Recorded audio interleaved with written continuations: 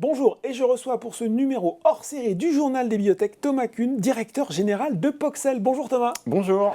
Alors Thomas, il s'est passé beaucoup de choses dans l'actualité récente de Poxel, beaucoup de choses depuis que vous étiez venu sur le plateau du Journal des Biotech.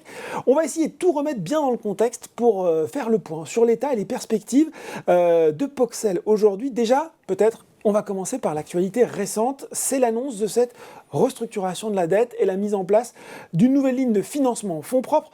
De quoi, et ça c'est un communiqué de presse, redonner de la visibilité financière à Poxel jusqu'au deuxième trimestre 2025. Ça fait un beau ballon d'oxygène. C'était indispensable de procéder de la sorte pour continuer à imaginer un avenir à Poxel, même si, il faut le dire aussi, ce type de refinancement, il est souvent mal perçu par les investisseurs individuels. Oui, tout à fait. C'était complètement indispensable et c'est la première étape en fait avant de continuer, je dirais, nos développements. Donc c'est une étape vraiment indispensable. On a pu trouver vraiment un accord qui est tout à fait intéressant avec nos créanciers. Je rappelle, on avait en fait une dette avec une société donc, qui s'appelle IPF, qu'on avait contractée en 2019, une dette dans le cadre en fait d'un plan PGE qu'on avait contracté pendant le Covid. Les prêts garantis par l'État. Exactement. Et donc, voilà, on avait du coup des échéances à court terme et c'est très bien qu'on ait pu trouver cet accord de restructuration à long terme. On a repoussé le calendrier d'amortissement de ces dettes-là, assis et vraiment selon un cas très conservateur, donc on pense qu'on pourra aller plus vite, mais en tout cas assis sur les royalties qu'on va percevoir en fait par la commercialisation de notre premier produit en fait au Japon, commercialisé aujourd'hui par Sumitomo, donc Twimeg. Et donc du coup effectivement ça sécurise vraiment le business plan. Alors effectivement, c'est assorti et en combinaison, en association avec cette ligne de financement en fonds propres, qui est vraiment à notre main. On a fait un premier tirage de 3,5 millions, le reste sera à notre main. On a d'autres options aujourd'hui, mais en tout cas, c'était important pour se donner de la visibilité dans un environnement biotech compliqué, dans un environnement macroéconomique compliqué. Et on le voit vraiment comme cette première étape pour pouvoir ensuite, sur la base de nouvelles options de financement, redévelopper la société avec des développements, je pense, très intéressants, en particulier dans les maladies rares. On va en parler, bien sûr. Une première étape qui était indispensable. Il y a forcément aussi, il faut en parler, ce plan d'économie qui a été mis en place. Quels en sont les principaux points? Oui, alors tout à fait, effectivement. Alors, on a différents axes qui ont été travaillés. Premièrement, il y a le gel de certaines activités R&D. Donc, on avait déjà annoncé en 2022 que certaines activités allaient démarrer sous réserve de nouveaux financements, donc ce qu'on a continué. Il y a d'autres activités R&D, plus early stage, précliniques, qui ont été gelées également. Donc ça, c'est un premier volant. On a eu effectivement une réduction de la voilure, une réduction des effectifs. On était à peu près 55 à fin 2021. On était donc 37 à fin 2022. Et là, on est une trentaine aujourd'hui. On avait effectivement des frais généraux également qu'on a réduits de manière générale. Donc vraiment une réduction de la voilure pour s'adapter et passer cette période-là de manière à vraiment focaliser l'essentiel en fait de nos investissements sur ce qu'on sait faire, le cœur de notre métier, qui est les investissements R&D et le développement de nos programmes. Bon, vous l'avez dit Thomas, un des axes clés, c'est l'augmentation des ventes de l'imeglimin Twimeg au Japon.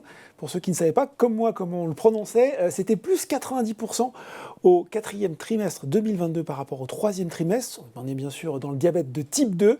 Et vous l'avez dit avec votre partenariat avec Sumitomo. Quelles sont aujourd'hui, est-ce que déjà vous pouvez en faire, vos prévisions de vente pour 2023? Et puis, est-ce que vous peut-être nous rappeler, parce que c'est un sujet d'interrogation aussi, la rémunération touchée par Poxel en vertu des différents paliers de chiffre d'affaires sur ce produit? Alors, on ne va pas pouvoir tout dire parce qu'évidemment, il y a le secret des affaires et on est lié avec l'accord avec Sumitomo, mais effectivement, pour donner un peu de visibilité à ça. Donc, alors, déjà, juste pour reprendre, Sumitomo étant une société japonaise, leur année fiscale, elle va en fait du 1er avril au 31 mars. Ils sont décalés.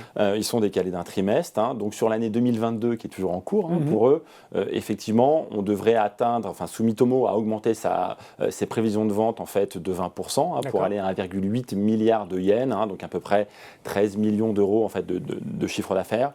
Je pense qu'on va être au-dessus, c'est même sûr, on va être au-dessus de ça. Donc là, Sumitomo communiquera, je crois, début mai par rapport aux résultats 2022. Je pense qu'à cette occasion-là, ils vont donner leurs prévisions 2023. Donc aujourd'hui, on ne peut pas la communiquer, on est dans l'attente de ce que Sumitomo va communiquer au marché. Ce que par contre on a communiqué, c'est que ce qui est important à voir, c'est qu'effectivement, on va recevoir des royalties croissants assis sur différents paliers de vente. Le palier vraiment qui est important pour, je dirais, tout le monde, c'est le palier où en fait nos royalties vont passer de 8 à 10%, ce qui fait qu'en fait, en dehors des premiers 8% qui sont reversés à Merck, le reste arrive à Poxel, et puis qui va également déclencher ce même palier, un versement d'à peu près 3,5 millions, voilà. Et donc, ce chiffre d'affaires qu'il faut atteindre, c'est à peu près, à peu près 36 millions d'euros, donc c'est 5 milliards de yens. Voilà. Et donc, on pense que sur 2023, on n'y sera pas encore, par contre on y sera en 2024, donc c'est pour ça que l'horizon qu'on a donné c'était 2023, on devrait encore avoir vraiment une croissance très significative du produit, mais la vraie grosse étape elle sera en 2024 quand on aura atteint ce nouveau palier, et puis ensuite en 2025, 26, 27 on va atteindre des nouveaux paliers qui vont permettre aux royalties de continuer à grimper à 2 chiffres, jusqu'à atteindre 18%, et puis idem pour à ces mêmes paliers, avoir des versements pour Poxel qui peuvent atteindre jusqu'à 200 millions au total. Donc vraiment des montants significatifs qui seront donc utilisés donc pour le remboursement de la dette. Et encore une fois, je pense que nos créanciers ont été tout à fait, ils ont fait une analyse très poussée de ça, ils ont accepté ce décalage parce qu'ils ont beaucoup de confiance en la performance du produit. D'où cette année clé 2025. Exactement. Et puis, et vraiment d'étendre vraiment la maturité. Et puis ensuite, une fois qu'on aura remboursé nos créanciers, eh bien, le flux de royalties sera pour Poxel et donc on pourra reprendre nos investissements. Alors, on ne va pas attendre cette période-là, mais en tout cas, sur la base également de ces royalties. La question aussi qu'on se pose, c'est bon, ok, l'immiglimine au Japon, on a le scénario, mais il n'y a pas que le Japon dans la vie, il n'y a pas que le Japon dans le monde. Quels sont les autres marchés que vous regardez sur lesquels vous êtes prêts, à plus ou moins longue échéance, à vous lancer? Absolument. Alors, Sumitomo, eux, pour faire simple, on a un accord avec eux sur l'ensemble, on va dire, de l'Asie du Sud-Est. Donc, ils continuent de travailler dans leur territoire avec plusieurs axes qui sont aujourd'hui travaillés. L'enregistrement du produit avec des études, ce qu'on appelle de bridging, pour vraiment utiliser à plein les données d'enregistrement au Japon, exactement, dans ces autres territoires. Également bâtir tout ce qui est supply chain pour alimenter les marchés dans ces pays-là. Et puis l'infrastructure commerciale. Donc ça, c'est en cours avec un horizon, je dirais, à 2 ans à peu près pour les premiers pays, et puis après qui pourra s'étendre. Ensuite, en dehors de l'accord de Sumitomo, dans le reste du monde, alors c'est ce qu'on a communiqué, aujourd'hui, notre stratégie, elle est vraiment de se focaliser sur les territoires où on peut utiliser pleinement l'enregistrement en fait au Japon. Donc ça c'est possible par exemple dans le territoire tout ce qui est Moyen-Orient, Afrique du Nord, Inde, quelques pays d'Amérique centrale, Amérique latine, où des petites études sont nécessaires pour pouvoir utiliser le dossier japonais. Et donc là on est en discussion avec des partenaires. Il n'y a pas de deals qui ont été signés à ce jour, mais c'est des discussions qui avancent bien. Et puis évidemment on reviendra vers les marchés, vers le marché dès qu'on aura signé ça. Voilà, ce sont des opportunités qui peuvent être intéressantes, qui sont nettement moins significatives que l'Asie et que le Japon en particulier, mais qui permettront vraiment d'agrandir. Des compléments de chiffre d'affaires appréciables. Absolument, et qui permettront d'agrandir, je dirais, l'accès aux produits, même si effectivement sur des grands territoires, c'est ce qu'on a annoncé, aux États-Unis, par exemple, il faudra des grosses études de phase 3. Donc, c'est pour ça qu'aujourd'hui, on pense que notre capacité à arriver à ça, elle est limitée et on se focalise sur ces territoires. On construit sur ces territoires et après, exactement. Pour essayer d'élargir. Bon, à côté de l'imeglimine, il y a la NASH, avec PXL 065, cette publication récente qui était dans la revue scientifique Journal of Hepatology. Ça avait bien fait d'ailleurs réagir le titre. C'était une publication qui portait sur des résultats déjà connus, un résultat positif de phase 2 obtenu en 2022. Maintenant, il faut faire une phase 3. C'est lourd, c'est cher et Thomas, je ne vais pas vous surprendre en disant que les attentes autour de cette indication de la NASH, elles semblent avoir pas mal bougé depuis quelques années, marquées en plus par de retentissants échecs. Aujourd'hui, quelle est la stratégie de Poxel dans cette indication? Pour le dire plus brutalement, est-ce que vous y croyez encore à la NASH? Alors, c'est une très bonne question, mais on y croit effectivement très fortement pour plusieurs raisons. Je pense que déjà, il y a un besoin médical qui est énorme. Je rappellerai, la NASH, ce qui commence par l'accumulation de foie, l'accumulation de graisse dans le foie. La stéatose, c'est à peu près un quart de la population mondiale. La NASH, c'est à peu près 10-12% de la population mondiale. Et on sait que ce sera la première cause de transplantation de foie dans le monde. Et que ça, à un moment, il faut trouver une solution parce qu'on ne pourra pas le faire. Donc, donc besoin médical considérable, donc je pense qu'il va falloir des solutions pour ça. La deuxième chose, c'est que, vous l'avez dit, il y a eu des échecs, mais récemment, il y a eu quand même des beaux succès. Je rappellerai le succès de Madrigal en fin d'année, où on pense qu'ils devraient soumettre leur dossier d'enregistrement à la FDA à la fin de cette première moitié d'année, avec peut-être un enregistrement sur 2023. En tout cas, ils ont tout. Il y a eu des beaux succès encore récemment, avec Etienne Bio, avec Akero, et puis évidemment avec Poxel. On a un produit très différencié par voie orale, alors que d'autres ont annoncé des traitements par voie injectable, ce qui sera quand même plus compliqué. Exactement. Ouais. On a un produit qui est basé sur un produit très connu qui s'appelle la pioglitazone, donc avec un profil de risque tout à fait intéressant par rapport aux autres. Et puis on a un produit, je l'ai dit, par rapport à ce produit de Madrigal, Resmetirom, qui peut parfaitement s'associer, qui a toutes les synergies possibles avec le Resmetirom. Exactement. C'est un produit, notre produit a démontré une très forte efficacité sur la fibrose, ce qui est pour nous le besoin médical numéro 1, puisque les sujets avec le plus de fibrose ont plus évolué vers la cirrhose et puis les complications cardiovasculaires. Donc voilà, c'est une vraie caractéristique par rapport aux autres traitements par voie orale, donc tout à fait complémentaire par rapport aux produits de Madrigal et aux autres. Il a également des bénéfices additionnels sur le diabète, la sensibilité à l'insuline, ce que les autres n'ont pas. Donc on pense que lorsqu'un premier produit va arriver sur le marché, ça peut vraiment, je pense, vraiment ouvrir le marché. Et je pense que Poxel a toute sa place. Il n'y a pas beaucoup de produits qui ont démontré dans des études avec biopsie vraiment des bénéfices tels que le nôtre.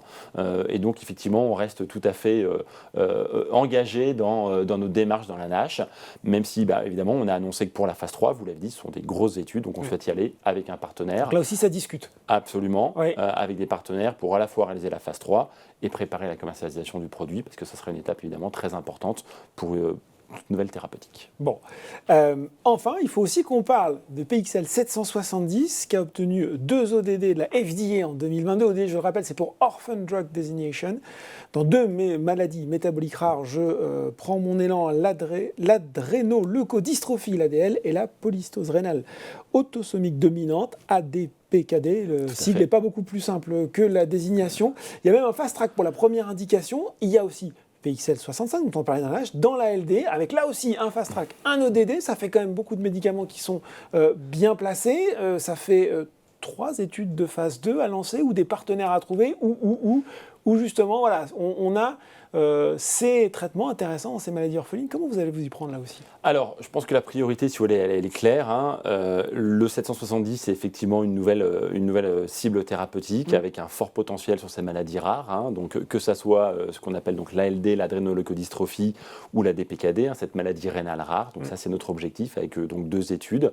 On a une étude dans l'ALD qui est déjà bien préparée, sous réserve de financement additionnel. On souhaite la lancer donc assez rapidement.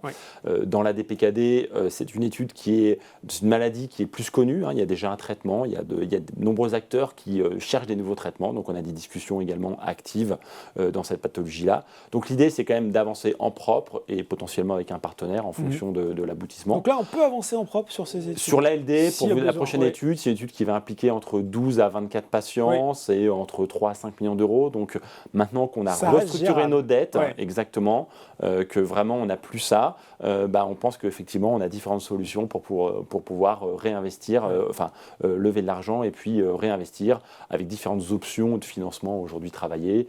Je l'ai dit, le partenariat dans la NASH, partenariat de l'iméglimine et différentes autres options donc qui nous permettront de redémarrer nos programmes. Donc effectivement, ça peut aller, je pense, assez vite, avec des études qui vont durer 1 an pour la phase 2, fortement créateurs de valeur, et puis ensuite des plans de phase 3 qui sont également relativement accessibles. Donc ça, c'est en tout cas notre objectif, de redémarrer dès que possible, et en particulier sur le 770, avec l'ALD et puis dans un deuxième temps la DPKD. On vient de dire beaucoup de choses, Thomas, sur beaucoup de traitements, beaucoup d'indications. Pour conclure, en synthétisant un petit peu tout ça, si on devait refaire le point à la fin de l'année 2023, qu'est-ce que vous voudriez avoir accompli sur votre feuille de route pour vous dire que le boulot a été fait, que la stratégie est sur les rails? Si on se revoit en décembre. Là. Ouais, écoutez, ce qu'on souhaite en fait, c'est vraiment ce qu'on se souhaite, c'est vraiment de réamorcer le développement de nos produits, en particulier exécuter notre plan dans les maladies rares, avec le 770. Pour le 065, la priorité c'est la NASH, et donc j'espère avoir effectivement des bonnes nouvelles dans la NASH par rapport à ça. Et puis il y a un côté diabète, iméglimine, c'est toujours surveille le niveau du chiffre d'affaires. Le chiffre d'affaires, exactement, avec Ouais. vraiment continuer ce décollage qui est vraiment extrêmement significatif en ce moment. Et je pense que Sumitomo est parfaitement en ordre de marche par rapport à ça. Et puis avec également des opportunités de partenariat dans des autres territoires, de manière à, évidemment, la base de tout ça, c'est d'avoir un financement suffisant pour pouvoir exécuter notre plan. Bon, vous revenez fin 2023, Avec Fabien ? grand plaisir. Bon, très bien. Voilà, merci beaucoup Thomas Kuhn, directeur général de Poxel, pour ces explications. Voilà, ce numéro est terminé, mais on se retrouve très vite avec le journal des biotech en grand format et le point d'actu. À très bientôt.